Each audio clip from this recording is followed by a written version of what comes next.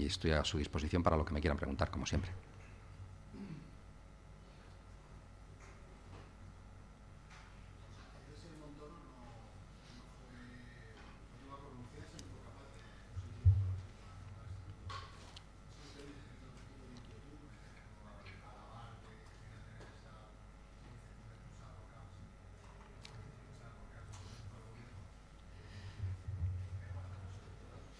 O sea, esta es una prueba más de que en estos momentos el Consell de la Generalitat está intervenido directamente por Génova. Es decir, el Consell es incapaz de poner encima de la mesa en estos momentos nada que no tenga el visto bueno de Génova o que no sea directamente autorizado por Génova.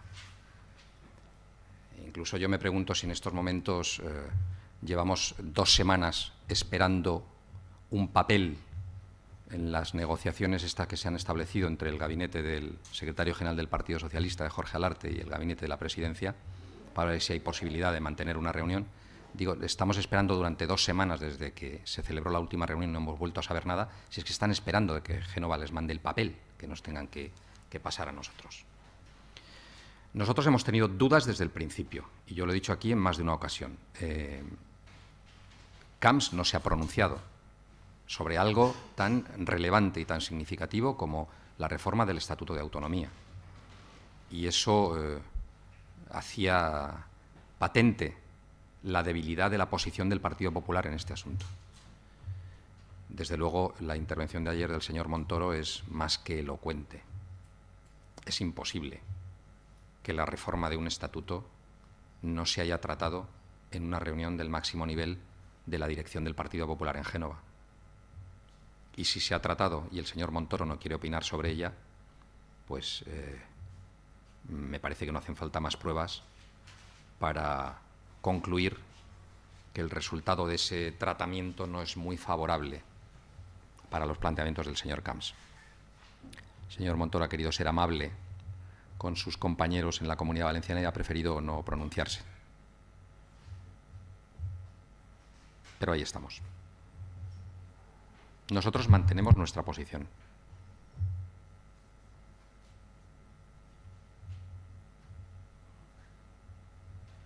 Yo quería preguntarle por la entrevista de ayer entre el presidente Zapatero y el señor Mas y esa autorización de endeudamiento para Cataluña que no se ha permitido a otras autonomías, sino es discriminatorio respecto al resto de las autonomías. Claro, a mí me da envidia, pero sobre todo me da envidia que los catalanes tengan un presidente de gobierno, que es lo que nosotros no tenemos.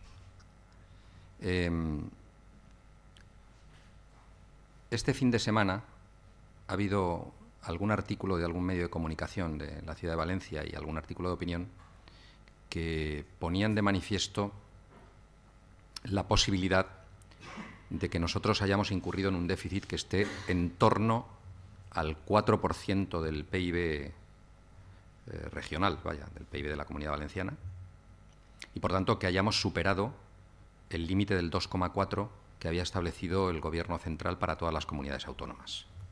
Si recuerdan, en la última reunión del Consejo de Política Fiscal y Financiera se anunció que había 2 comunidades, Murcia y Castilla-La Mancha, si no me equivoco, que habían sobrepasado, y algunas de ellas que estaban en situación de vigilancia, porque estaban en un 1,6, como era nuestro caso, quedaban todavía muchos meses de ejecutar el presupuesto y podíamos rebasar el 2,4. Yo creo que en estos momentos hemos rebasado claramente el límite y debemos estar muy cerca del 4%. Esto exigiría una actuación de gobierno, la que fuera, alguna. Ir a pedirle ayuda al presidente del gobierno o ponerse a pedir con un platillo en la puerta de la catedral. Pero alguna.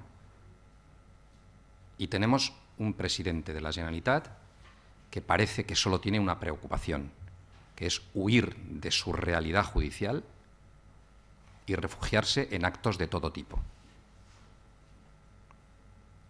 Luego se quejará y llorará y será la víctima. Pero lo que hay que hacer es dar la cara, explicar cómo están las cosas, hacer una propuesta y luego pedir ayuda. difícilmente se podrá quejar si no hace previamente el trabajo, la tarea, el esfuerzo que han hecho otros. La Generalitat de Cataluña ha puesto encima de la mesa un plan de recortes y de ajuste, parece ser que importante. Aquí no sabemos nada. Solamente se deja pasar el tiempo, a ver si con un poco de suerte no hay ningún pronunciamiento judicial que sea determinante antes del 22 de mayo, a ver si con un poco de suerte podemos ir trampeando con el dinero que tenemos para pagar una deuda aquí que es demasiado escandalosa y no pasar demasiado tiempo, a ver si ningún colectivo me monta ningún número, y llega el 22 de mayo y a partir de ahí, pues, si vuelven a ganar, cosa que espero que no suceda, entonces será el llanto y el crujir de dientes. En relación con la situación judicial, la Fiscalía ha aportado al caso de los trajes, ¿no?, al tema de Gürtel, un informe según el cual la empresa la tienda que vendió los trajes falsificó, una vez se había hecho público el escándalo, la referencia en su contabilidad y sustituyó la del presidente por la del señor Álvaro Pérez. Eso se produjo después de que el señor Trillo se entrevistase con los propietarios de la tienda. No sé qué opinión le merece esta nueva... A mí me parece gravísimo. Me parece gravísimo. Desde luego nosotros vamos a pedir alguna diligencia al respecto. Porque si es cierto lo que... Evidentemente yo conozco esa documentación, si es cierto que como dice el abogado del señor Tomás,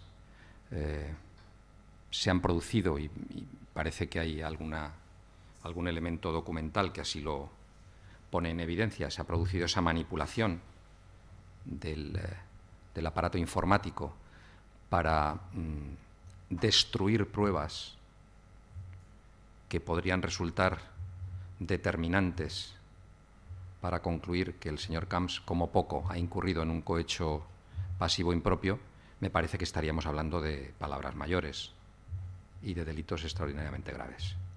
Y si la estrategia del señor Trillo no queda limitada a analizar qué artículos del Código Penal se pueden o no se pueden aplicar, o qué eximentes o atenuantes se pueden aplicar o no se pueden aplicar en un caso, sino que además está dirigida a la manipulación de pruebas, entonces estaríamos hablando de cosas extraordinariamente serias.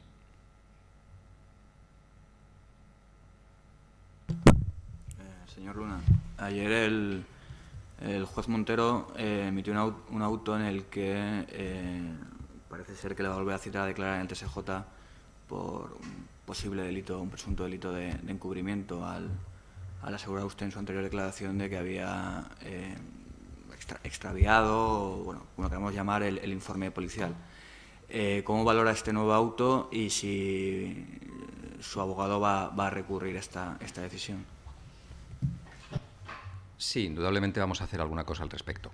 Yo lo primero que tengo que decir es que el auto me sorprendió, porque nosotros que hemos seguido la instrucción del caso de los trajes del señor Camps,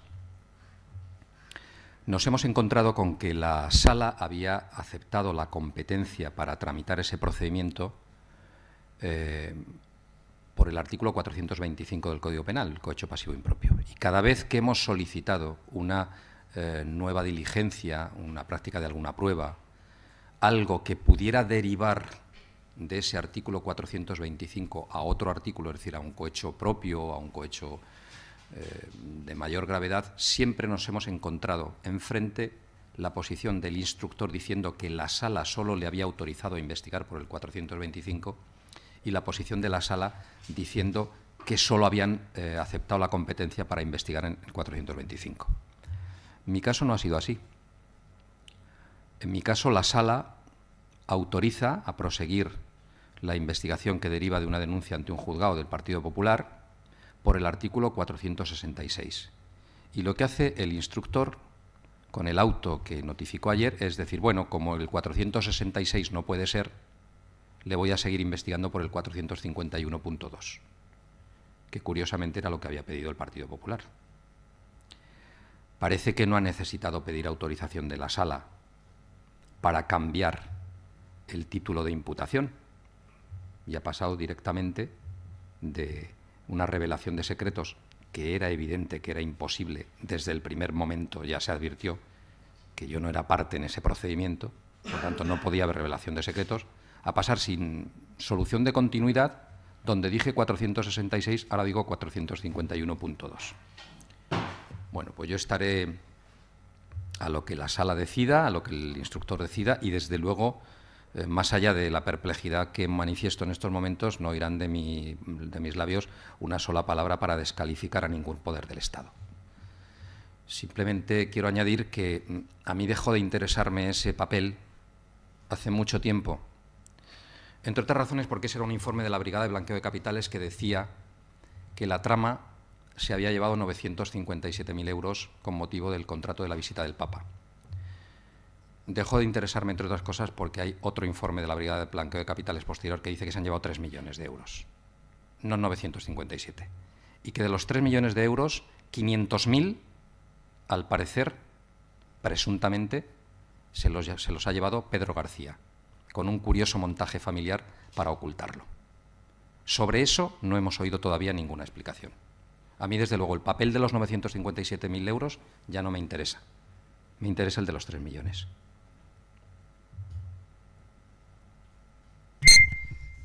Señor Luna, de todas maneras, el cambio de lo que estaba usted comentando de lo que le imputa el señor Montero, ¿se debe o es fruto de su propia declaración, según está reflejado en el auto que conocimos ayer, ¿no?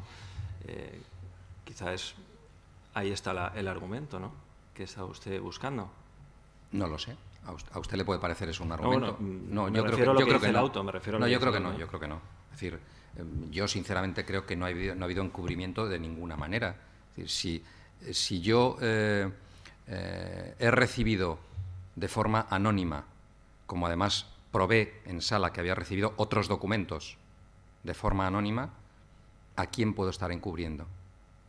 El delito de encubrimiento es un delito doloso. Quiere decir que yo tengo que tener la voluntad de encubrir. ¿A quién puedo estar encubriendo si no sé a quién puedo estar encubriendo? En cualquier caso, yo no puedo decir más que lo que ha sucedido. No me puedo inventar a una persona.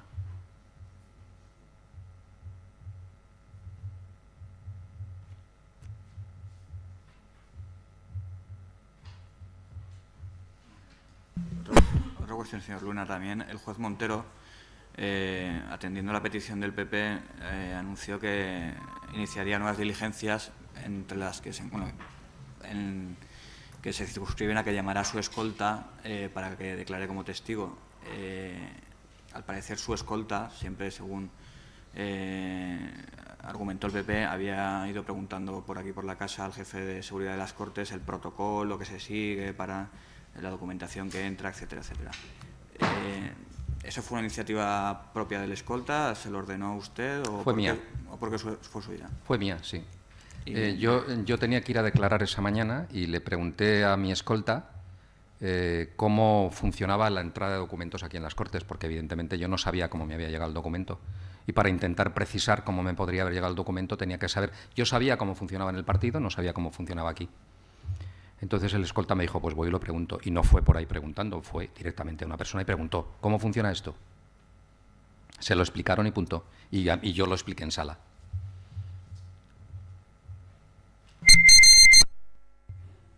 Esa es otra petición del juez que tampoco entiendo. Es decir, si hay un delito de encubrimiento, ¿qué pinta? Es decir, ¿qué tiene que ver que mi escolta haya preguntado cómo funciona el mecanismo de entrada de los documentos aquí en las Cortes?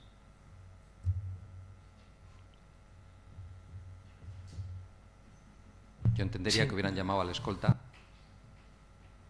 si yo hubiera dicho que me trajo el sobre, por ejemplo.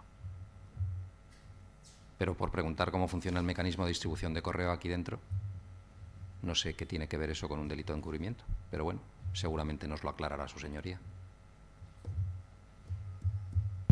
Creo que el delito es encubrimiento y también ocultación de pruebas. Entonces, la pregunta... Es el delito de encubrimiento, sí, el 451, es el mismo delito.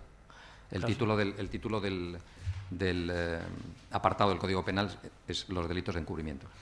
La cuestión es, cuando usted manejó en la tribuna pública un documento que estaba bajo secreto, ¿no pensó en ningún momento que le hubiera llegado de forma anónima, eso es lo de menos, que que perder de vista ese documento podría suponer perder de vista algo con un valor penal en sí mismo? No, y le voy a explicar por qué. Porque yo no sabía que ese documento estaba bajo secreto de sumario, ni yo ni nadie. Ese documento había sido extractado en 3 medios de comunicación y ninguno de los 3 medios de comunicación había advertido que estaba bajo secreto de sumario. Yo no era parte del procedimiento, por tanto yo no podía saber si ese documento estaba o no estaba en el sumario. Bueno, ni aunque hubiera sido parte del procedimiento, tampoco hubiera sabido que estaba bajo secreto de sumario, claro. Pero no siéndolo, menos todavía. Por tanto, yo no tengo por qué conservar un documento que, sobre todo cuando deja de interesarme, porque el original está allí y porque además luego aparece otro posterior donde se detalla con más precisión toda la operativa para llevarse el dinero de los valencianos, que es lo que me interesa del asunto. Hay una cosa que sí que estoy dispuesto a discutir hasta el final. Hasta el final. Y es el carácter de la inviolabilidad parlamentaria. Porque si además de que en esta comunidad autónoma no se contesta a ninguna pregunta, no se permite acceder a determinado tipo de documentación sensible que tiene que ver con el manejo del dinero público, y no comparece quien tiene que comparecer a responder sobre lo que hace, si además de todo eso los diputados de la oposición tenemos que trabajar con las 2 manos atadas a la espalda, pues entonces no estamos en la democracia en la que deberíamos de estar. Y yo, desde luego, por eso sí que voy a pelear hasta el final, con el juez instructor y con quien sea. Es evidente que yo no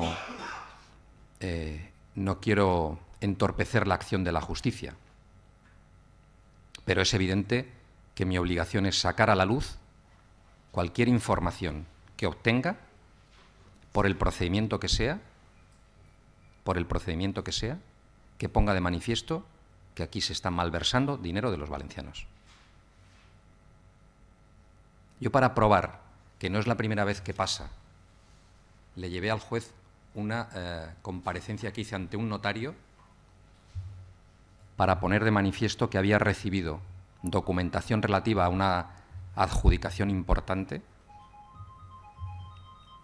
de la Consellería de Sanidad y que había recibido la documentación que me indicaba el resultado de la adjudicación antes de que se produjera el concurso. Después de ir yo al notario, se anuló el concurso, entre otras cosas por alguna publicación de su periódico. Pero yo había recibido anónimamente esa documentación. Y no es la primera ni la última. La última la he recibido la semana pasada.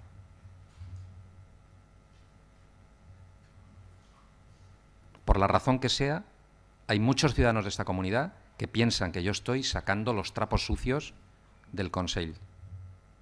Y muchos, afortunadamente, se han decidido a ayudarme.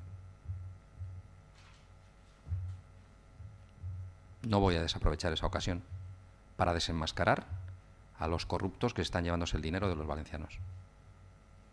Es mi obligación. Y eso lo voy a defender hasta el final. Señor Luna, ¿está planteando usted que los integrantes del Poder Legislativo deberían escapar al Poder Judicial o están por encima de, en este caso concreto que estamos analizando, por el tema de la inviolabilidad parlamentaria? Hombre, a mí me resultaría... ¿Cuál es la línea que parece un poco tenue, ¿no? Depende de... A mí me encantaría mantener con usted un debate doctrinal sobre el sentido de la inviolabilidad parlamentaria, su definición a lo largo de la historia, en los distintos regímenes en que ha funcionado, pero me parece que no es el momento oportuno. Yo sé cuál es mi obligación. Sé lo que tengo que hacer y sé que respeto las leyes haciéndolo.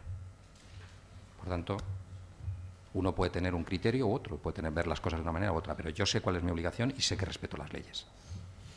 El auto del señor Montero ayer no parecía que fuera ese... ¿Perdón? Que el señor Montero no decía en su auto eso.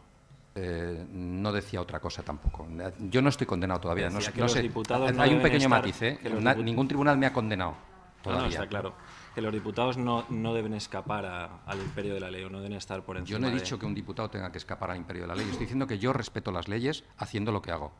Respeto las leyes.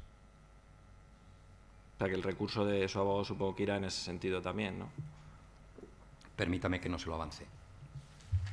Señor Luna, le quería plantear una cosa y es una pregunta muy directa. ¿Usted cree que el señor Fernando de Rosa está presionando al TSJ? ¿Tiene sentido que un miembro del Consejo General del Poder Judicial visite el TSJ en momentos en los que se están decidiendo cosas sobre el señor Camps, como estos días? Vamos a ver, yo creo que puede ser normal que un miembro del Consejo General del Poder Judicial visite la sede de un tribunal. A mí eso me parece normal. Que puede ser normal que un miembro del Consejo General del Poder Judicial hable con jueces y magistrados. Todo eso puede parecer normal. Pero yo creo que a la sensibilidad de mucha gente no se le escapa que hay muchas maneras de medir estas cosas y que, como dice el viejo refrán, la mujer del César, además de ser honrada, tiene que parecerlo. Y que a lo mejor hay visitas que se pueden evitar, sobre todo para evitar que se dé pábulo a comentarios, a valoraciones o a opiniones que no favorecen la independencia del Poder Judicial.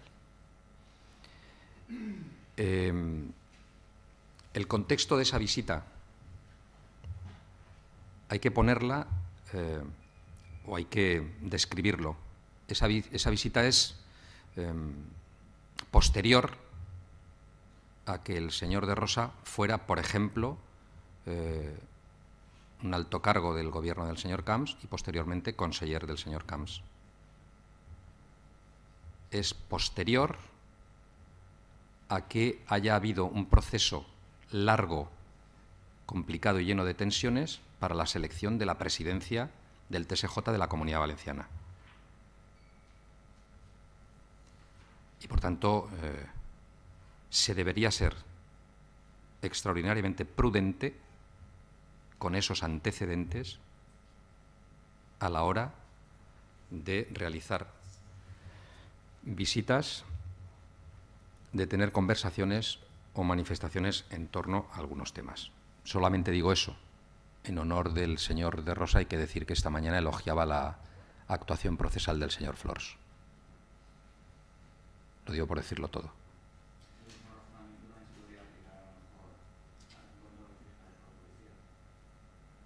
No creo. No creo que tenga absolutamente nada que ver.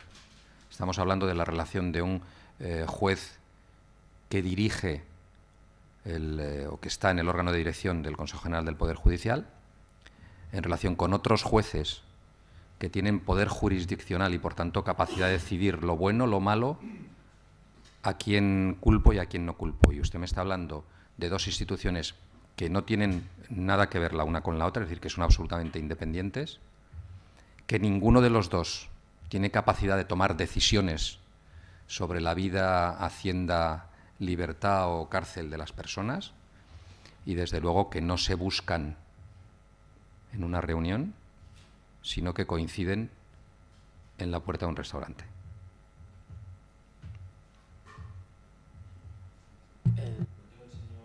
Flors con los periodistas, que se produce un día después de la emisión de un acto sobre el caso de los trajes del presidente. ¿El encuentro, perdón, de quién? Del señor Flors con los periodistas al día siguiente de emitir un auto sobre el caso, en el que se viene a hablar del caso durante 1 hora y media con los periodistas. No conozco ese encuentro. Bueno, fue público igual. Lo enmarcaría, como ha dicho, en el tema de los fiscales y la policía o en el señor de Rosa. No lo conozco. No conozco ese encuentro.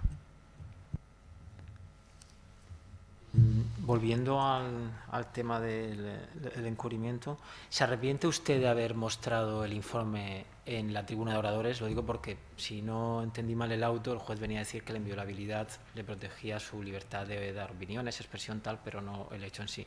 Y luego, si esa causa sigue adelante, ¿usted afrontaría una pena o sea, usted sería en un juicio en el que afrontaría una pena de cárcel, una pena mucho mayor que la que se contempla, por ejemplo, para un delito de coche impropio. ¿En ese caso dimitiría? Vamos a ver, primero volvería a hacer lo que hice exactamente igual. Y si exhibí un documento que tenía, fue precisamente para darle fuerza a mis argumentos. Es decir, no me estaba inventando nada, y la prueba de que no me estaba inventando nada es que había un informe que lo sostenía. Los que trabajamos en la oposición en esta comunidad autónoma sabemos lo que supone que muchas veces nuestros argumentos se los lleve el viento sin que tengan más consideración que eso, ¿no? Y por tanto es necesario reforzarlos. En segundo lugar, no tendría que dimitir de nada, simplemente una condena como esa, una condena de cárcel, lleva aparejada la inhabilitación, por tanto automáticamente perdería el cargo público. Pero en fin, no se preocupe por mí, que no me van a condenar por eso. No, pero es que a lo mejor no me he expresado bien. No le digo si le condenan, le digo si se ve en ese juicio, con esa petición de pena, imputado por el juez, etcétera. No.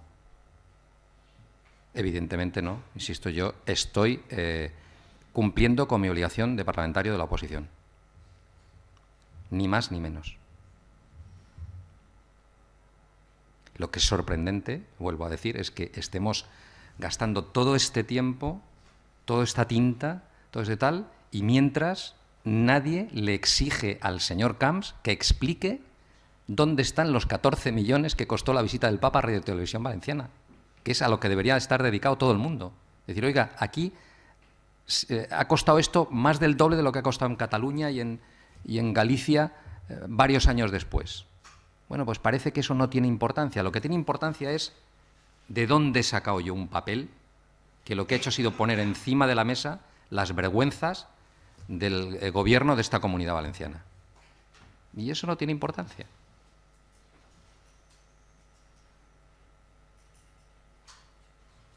Pero en fin, yo puedo contestar a lo que quieran, ¿eh?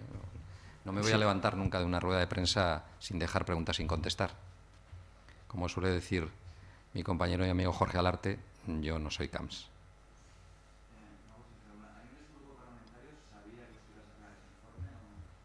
No, no lo sabía nadie.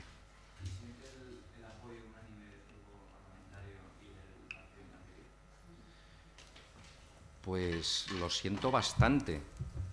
Incluso en la reunión de la comisión ejecutiva de ayer hubo una compañera que me hizo un elogio tan encendido que le dije, hombre, si sacas ahora un reloj y una placa me parecerá que estamos en el homenaje, ¿no? Entonces no sigamos por ahí, ¿no? Y la compañera era la candidata de mi ciudad a la alcaldía de Alicante, Elena Martín. Señor Luna, abundando un poco en el argumento que exponía mi compañero del Mundo, me gustaría saber, usted durante meses sí que es cierto que le ha exigido responsabilidades al señor Camps por estar imputado por el juez y no. considera que esa situación yo he exigido era responsabilidades al señor Camps y se las seguiré exigiendo siempre por no responder a lo que tiene que responder, por no dar explicaciones y por no presentar documentos, papeles, ni dejarnos acceder a los expedientes de contratación administrativa. Por eso es por lo que yo le he exigido responsabilidades. Y si yo he ido a los tribunales con una querella en relación con el señor Camps, fue después de muchos meses de no contestar aquí a ninguna pregunta en relación con el caso Gürtel, de no dejarnos acceder a documentos y de decir ahí, en sede parlamentaria, que él daría explicaciones donde las tuviera que dar. Lo que nos obligó a nosotros a ir al sitio donde tenía que dar explicaciones porque no tenía más remedio. Esa es la diferencia. Eso digo porque usted hace una distinción de imputación entre jueces y fiscales y la imputación del Partido Popular en otros casos. En este caso, ¿usted está imputado por el juez? Vamos a ver, lo he dicho desde hace mucho tiempo. Yo comprendo que el recurso al concepto de imputación sea un recurso simple, sencillo y fácil, sobre todo para ustedes que tienen que trasladar a la opinión pública lo que ocurre. No existe el término imputación, no existe el concepto de imputación en la ley de enjuiciamiento criminal. Y yo siempre he dicho, y me remito a la cantidad de cosas que están grabadas, que no es importante que alguien esté imputado, porque yo mañana le pongo a usted una querella, el juez le cita a declarar y le cita a declarar como imputado. Por tanto, sería tan sencillo como ponerle a uno una querella para retirarle la vida pública. No. Cuando uno tiene que asumir responsabilidades es cuando no da explicaciones sobre lo que hace. Cuando un político no da explicaciones sobre cómo maneja el dinero público y está imputado es cuando se tiene que ir. Por eso, pero no por estar imputado. sino por no cumplir con la obligación mínima de transparencia y de responsabilidad que se exige en democracia a cualquier político. Esa es la diferencia. Sí, señor Luna, dos preguntas. Una es si usted cree que el auto del juez Montero le está maniatando su libertad como parlamentario. Y luego, incidiendo en la pregunta de mi compañero del ABC, no sé si seré capaz de citar la literalidad, pero dijo usted, le pidió al presidente Camps que no sentara al presidente de todos los valencianos en el banquillo. Y también, retomando la pregunta de mi compañero del Mundo, usted acaba de decir que si se tiene que sentar, seguirá adelante y no dimitirá. ¿Cuál es la diferencia? Pues vamos a ver, no me siento maniatado por el señor Montero. Nunca me he sentido maniatado por los jueces. Mejor o peor cumplen con su obligación y aplican la ley. Si quiere que le explique la diferencia entre mi situación y la del señor Camps y de dónde deriva una y otra, yo se la explico, no tengo ningún problema, ¿eh? Es decir, la situación del señor Camps deriva de la actuación de una trama corrupta, organizada, que ha estado parasitando la administración pública valenciana, que ha estado parasitando empresas concesionarias de la administración pública valenciana y que se ha estado llevando a paraísos fiscales dinero de los impuestos de los valencianos. Que todo eso se ha hecho con el amparo, con el consentimiento, con la protección del señor Camps, que el señor Camps no ha permitido que los grupos de la oposición conozcamos, ni nadie, que conozcamos cómo se han adjudicado contratos, cuánto dinero ha salido en virtud de esas adjudicaciones de contratos y dónde ha ido a parar el dinero de esos contratos. Si quiere sigo, si quiere sigo. Y mi situación deriva de que alguien me hace llegar un documento que explica dónde ha ido a parar y cómo han sacado dinero público de los valencianos de Canal Nou, y yo lo enseño en público. Documento que nadie me dice que esté bajo secreto de sumario y documento que yo no he obtenido violentando ningún sumario. Esas son las diferencias. Si a usted le parecen pocas, a mí me parecen sustanciales.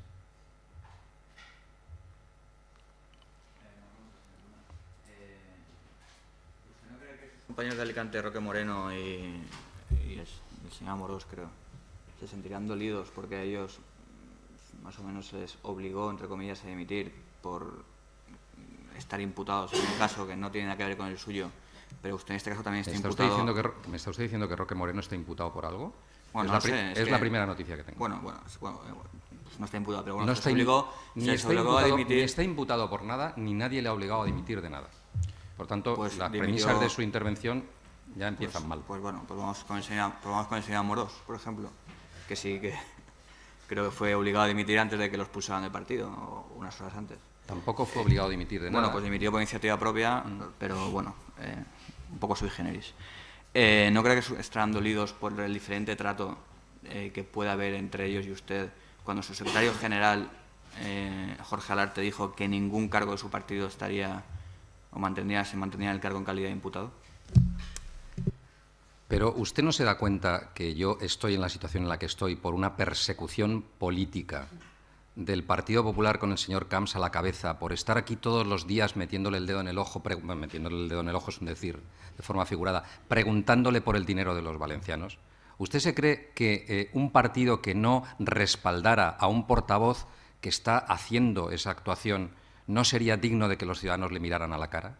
Evidentemente, estamos en lo que estamos. Es decir, yo estoy desarrollando una labor que es imprescindible para la democracia, que la tendría que estar desarrollando cualquiera que estuviera en mi situación, y que seguro que lo haría, cualquiera que estuviera en mi situación, y que mi partido respaldaría a cualquiera que estuviera en mi situación. Es que me parece que pretender comparar unas situaciones con otras, acogiéndose al título de imputado, yo comprendo que eso da para mucho, pero no da para tanto como para confundirnos políticamente y que no sepamos lo que estamos haciendo cada uno. Que mi partido no sepa exactamente qué es lo que estoy haciendo yo y por qué lo estoy haciendo, que sepa que me tiene que respaldar por ello. Por tanto, en fin, muy tontos no somos. Y algo sabemos de cómo funciona esto de la política. Por hablar de un tema parlamentario estrictamente, le quería preguntar por el Estatuto de Autonomía. Antes ha hecho usted referencia al tema de que no se sabe qué pasará después de lo de Montoro. ¿Eso condiciona el calendario parlamentario respecto al Estatuto, respecto al proyecto? Pues lo vamos a saber porque como el Partido Popular es el que tiene la capacidad de introducir el punto en un orden del día, porque tiene la mayoría en esta casa, sabremos cuándo quieren introducir el punto en el orden del día. El punto teóricamente podría haber estado introducido en el orden del día la semana que viene, porque el plazo de presentación de enmiendas termina el jueves día 10. El jueves día 10. Y como tiene que haber un debate de totalidad, pues teóricamente podría haberse producido el debate de totalidad la semana que viene. Depende de que el Partido Popular... El asunto está incluido en el listado que recibimos de asuntos que están en condiciones de entrar en el orden del día. Está ya incluido en ese listado.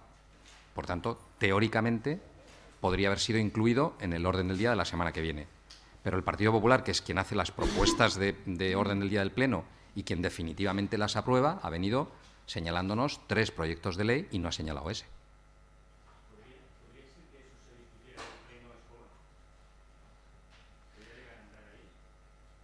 Vamos a ver, es que como se tramita por el procedimiento ordinario, aunque por urgencia, pero quiero decir, no es un procedimiento de lectura única, tiene que haber un debate de totalidad y tiene que haber después el debate del dictamen de comisión. En un solo pleno no se puede sustanciar, si yo no interpreto mal el reglamento. Hace falta por lo menos 2 plenos. Falta un pleno para el debate de totalidad, debate en comisión y luego el debate en pleno para aprobación definitiva. Entonces, si lo dejan para el último pleno, no saldrá.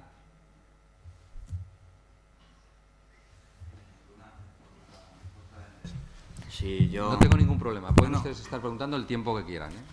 Yo me lo creo todo y no pongo en duda nada de ninguna de las actuaciones ni nada. Lo que es cierto es que el que dijo 2 imputados no soy yo, lo dijo su secretario general.